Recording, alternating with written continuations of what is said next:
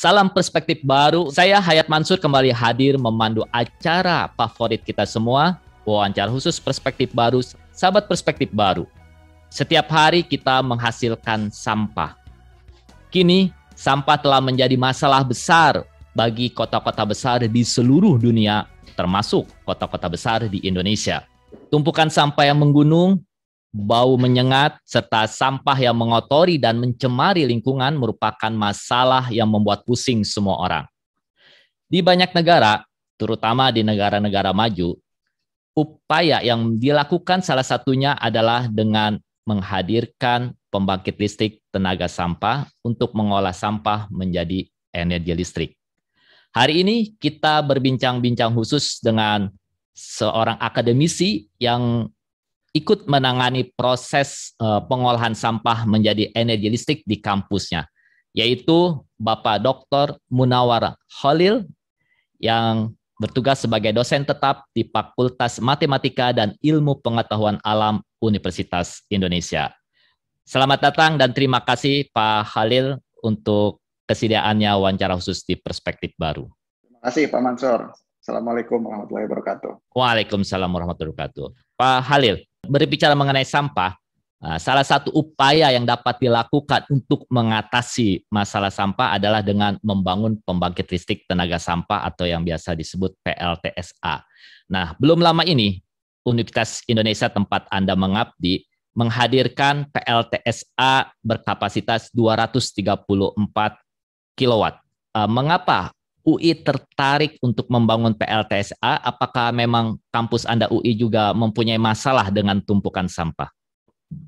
Ya, baik. Terima kasih Pak Mansur. Jadi secara umum, sebelum saya menjawab pertanyaan tersebut, ini sebenarnya bukan masalah UI saja ya. Jadi sampah ini tadi sudah seperti yang sudah disampaikan oleh Pak Mansur, itu masalah yang common gitu ya. Bahkan di luar negeri pun masalah pengendalian sampah ini menjadi problem. Dan selain itu energi. Jadi seperti yang kita ketahui, kita kan sudah melihat kemarin ada pertemuan di COP26 di Glasgow, kemudian G20 bahwa komitmen kita untuk memperoleh net zero emissions di tahun 2060. Nah, jadi dengan fakta bahwa sebagian besar sumber energi yang kita pakai sekarang ini di Indonesia yang berasal dari fossil fuel, itu kita mulai mencari teknologi apa saja yang kita bisa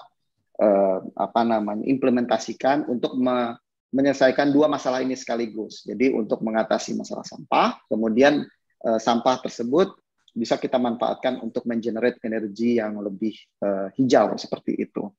Nah, jadi dan tentunya implementasi tersebut tidak bisa serta-merta kita lakukan di skala besar. Jadi kami di akademisi mencoba untuk bekerja sama dengan pihak industri, dalam hal ini PT Python Energy yang sangat generous sekali gitu memfasilitasi kami untuk membuat suatu small scale pembangkit listrik tenaga sampah.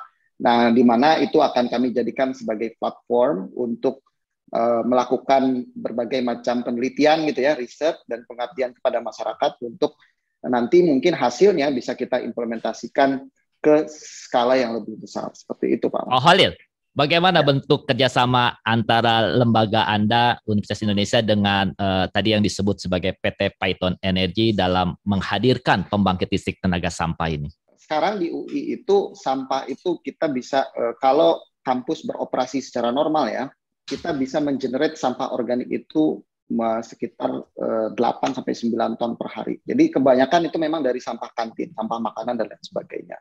Ditambah dengan daun-daun dan ranting-ranting. Nah, kebetulan saya pernah melakukan suatu riset, jadi menghitung berapa kalau kita manfaatkan semua sampah organik yang ada di Indonesia ini, terutama yang berasal dari pemotongan hewan dan dapat berupa bentuk kotoran hewan, kemudian hasil dari pemotongan hewan dimanfaatkan untuk membangkit listrik dalam bentuk teknologi biogas gitu ya. Nah, dan itu berapa besar gitu ya. Dan kami mempublikasikan itu di jurnal internasional, dan publikasi tersebut sampai ke Python Energy, dan Python Energy tertarik untuk mengeksplor lebih jauh apakah bisa ini kita implementasikan. Jadi Python Energy melalui program CSR mereka, saya lupa harganya berapa, cuma mendonasikan 8 unit biodigester yang kemudian kami bangun di lab Parangpopo FMIPA UI yang dapat memproses 2 ton sampah per hari gitu ya. Apa sih tantangan Indonesia dalam pengelolaan dan pengurangan sampah ini? Baik, secara umum ada 3 tantangan. Yang pertama teknologi. Jadi penguasaan teknologi kita memang masih sangat kurang terkait dengan bagaimana kita bisa memanfaatkan sampah ini. Tetapi sebenarnya pemerintah itu mendukung dengan sangat besar ya, melalui Direktorat Energi Baru Terbarukan, Kementerian Energi dan Sumber Daya Mineral, itu sudah melakukan beberapa terobosan-terobosan, terutama misalnya dengan melakukan inisiatif co-firing. Jadi sampah dalam bentuk wood chip sebenarnya ya, kemudian ada sampah perkotaan, itu bisa digunakan untuk mempower mengenerate listrik melalui co-firing. Jadi selama ini pembangkit listrik yang berbahan bakar batu bara itu bisa di-replace gitu ya dengan bahan bakar sampah. Itu yang pertama.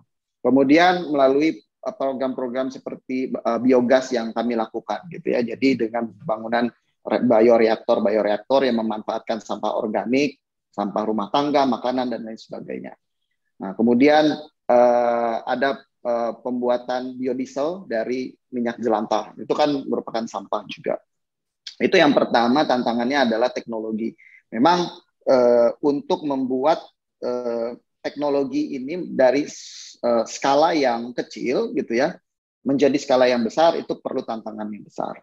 Nah, yang kedua memang investasi itu diperlukan. Jadi para pelaku industri ya, karena memang teknologi ini tidak bisa dipisahkan gitu ya antara tantangannya satu dengan tantangan yang lain. Jadi pelaku industri pun karena memang teknologinya tidak kita kuasai secara mumpuni, agak hesitations gitu ya untuk mengadopsi teknologi ini untuk diimplementasikan di industrinya masing-masing.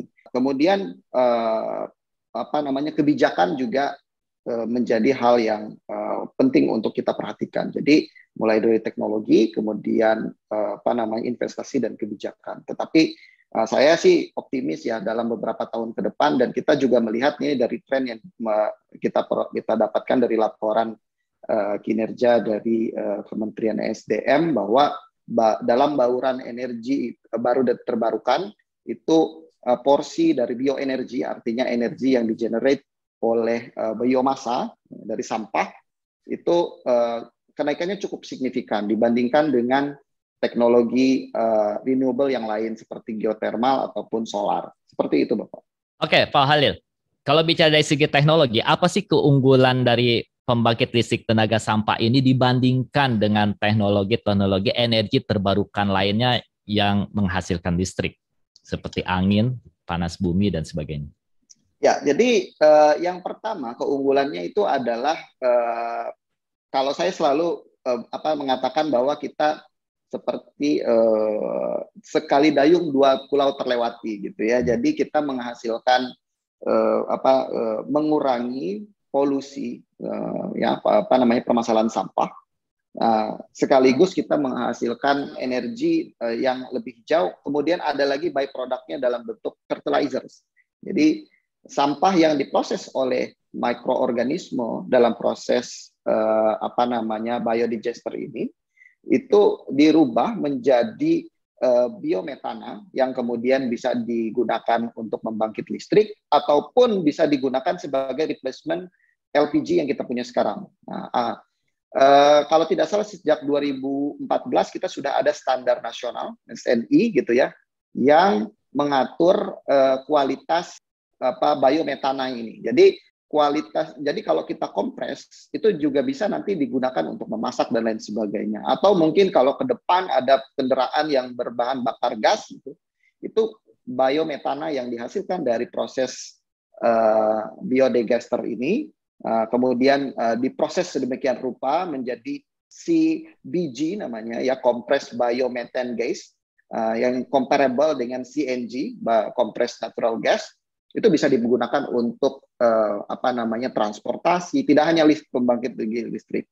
Kemudian byproduct-nya juga bisa dipakai sebagai pupuk. Gitu. Nah, sebenarnya berapa besar sih biaya yang dibutuhkan untuk membangun atau menghadirkan pembangkit listrik tenaga sampah ini dari sisi investasi? Baik, kalau investasi sebenarnya tidak terlalu mahal ya. Cuma yang pertama itu karena memang kita proses dari pembangkitan listrik dari proses biodigester ini menggunakan mikroorganisme. Jadi dia memang sangat tergantung dari kondisi lingkungan gitu ya. Nah, jadi ya sama seperti teknologi-teknologi yang lain, misalnya seperti solar, tergantung dari berapa besar paparan sinar matahari pada daerah tersebut. Ataupun wind energy atau tenaga angin misalnya ya sangat tergantung dari musim. Nah, yang biodigester ini juga sama gitu ya. Jadi kemampuan mikroorganisme untuk memproduksi biometana ini sangat tergantung dari banyak hal.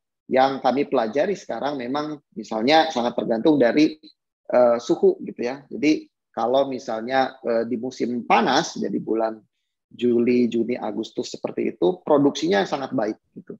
Nah, tetapi kalau misalnya di musim hujan tidak terlalu banyak sinar matahari, kelembaban tinggi gitu ya, produksinya menjadi turun. Nah, sehingga cost-nya ini menjadi sangat fluktuatif gitu. Kemudian kualitas dari biometana yang dihasilkan pun kadang-kadang itu dicemari oleh kontaminan lain seperti gas CO2 ataupun hidrogen sulfida. Yang kalau kita mau gunakan tadi seperti yang saya bilang sebagai alternatif dari CNG atau compressed natural gas, kalau kita mau pakai untuk transportasi dan lain sebagainya, harus melalui proses filtrasi gitu ya. Jadi gas pengotor tadi harus difilter, kemudian dikompresi lagi. Nah, itu juga memerlukan kajian-kajian ya untuk mengoptimasi ini. Jadi memang untuk saat ini kita masih belum punya angka yang pasti gitu ya kalau produksi biogas ini untuk skala besar seperti apa. Tetapi saya sih optimis dengan kita melakukan kajian-kajian tadi, cost itu akan bisa kita tekan sehingga investasi itu juga bisa menjadi lebih murah seperti itu. Pak Khalil, yang suka menjadi pertanyaan di publik juga adalah apakah semua jenis sampah bisa diolah menjadi energi listrik? Ya, sebenarnya pertanyaan tersebut bisa dijawab ya. Jadi semua sampah bisa diolah menjadi listrik. Cuma teknologinya saja yang berbeda. Jadi kalau kita pecah menjadi dua tipe sampah, ada sampah organik, ada sampah anorganik.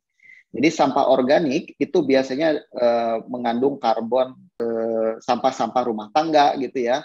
Jadi bekas makanan, kemudian ranting, dahan, pohon, itu bisa kita manfaatkan untuk membuat tadi salah satunya biogas gitu ya, melalui teknologi yang kami punya, salah satunya di Universitas Indonesia. Ataupun kita juga bisa menggunakan sampah tersebut sebagai bahan bakar. Tadi yang saya sebutkan di awal, co-firing gitu ya. Jadi dibuat menjadi pelet-pelet tertentu, terutama misalnya sampah kayu itu digunakan untuk bahan bakar pembangkit listrik gitu ya. Selama ini kan kita menggunakan batu bara, kemudian sampah itu dibakar. Kemudian bisa juga digunakan untuk insenerasi. Jadi sampah tersebut dibakar kemudian menghasilkan listrik langsung ya. Jadi generator listrik langsung. Kemudian yang anorganik ini lebih sampahnya memerlukan proses yang lain lagi gitu. Ada yang kita sebut sebagai pirolisis. Misalnya plastik ataupun ban bekas itu diolah sedemikian rupa dengan menggunakan teknologi pirolisis, kemudian dihasilkan biofuel. Ya, jadi biofuel ini yang kemudian bisa kita jadikan sebagai analog dari bahan bakar dalam bentuk bensin. Ya, jadi biasanya kalau plastik botol PET ya atau polipropilin atau pipa itu kita proses dengan pirolisis ini akan menghasilkan biofuel yang grade-nya itu seperti bensin. Kalau ban bekas misalnya, itu kalau kita proses dengan menggunakan pirolisis, itu dapat menghasilkan biofuel yang grade-nya seperti solar atau diesel gitu ya. Jadi banyak sekali sebenarnya sampah itu bisa diolah tergantung prosesnya seperti apa. Seperti itu. Oke, jadi berdasarkan penjelasan Anda, pada dasarnya semua sampah bisa diolah menjadi energi listrik. Nah, setiap hari kita, rumah tangga kita, ataupun lembaga-lembaga lainnya itu menghasilkan sampah. Nah, apakah pembangkit listrik tenaga sampah ini bisa dikembangkan untuk skala kelurahan misalnya? Jadi sampah-sampah yang dihasilkan oleh suatu rumah tangga dalam suatu lingkungan di kelurahan itu banyak, terus bisa diolah menjadi listrik. Nah, apakah itu bisa memungkinkan? Sangat mungkin sekali, Pak. Jadi, dan itu memang program kita ya. Jadi seperti yang kami lakukan di Universitas Indonesia, itu skalanya memang besar gitu ya. Satu reaktor itu bisa menampung 250 kg. Tetapi sebenarnya itu bisa kita perkecil gitu skalanya untuk rumah tangga ataupun kelurahan gitu, dan pembuatannya juga tidak terlalu mahal.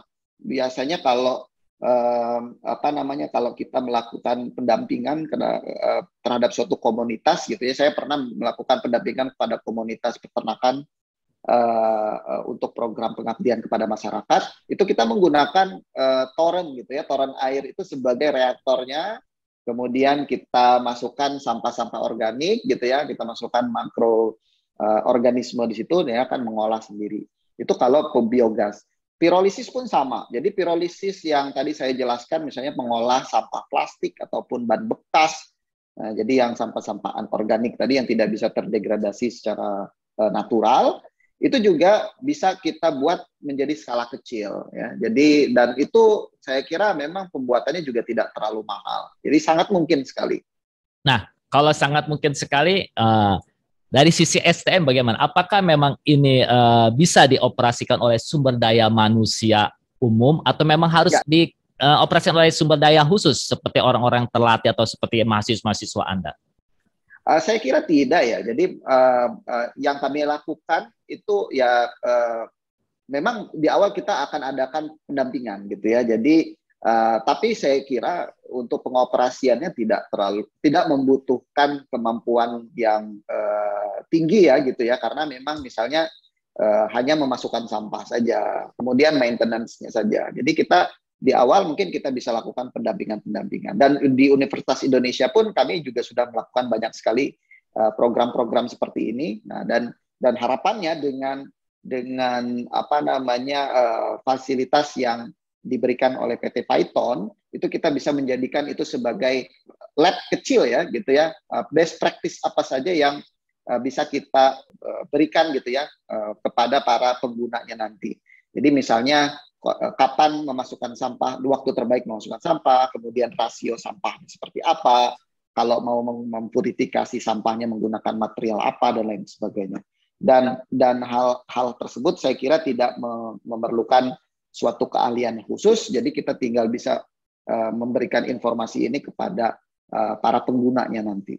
Apa yang menjadi syarat utama agar pembangkit listrik tenaga sampah ini bisa dikembangkan untuk skala kecil sampai tingkat skala kelurahan?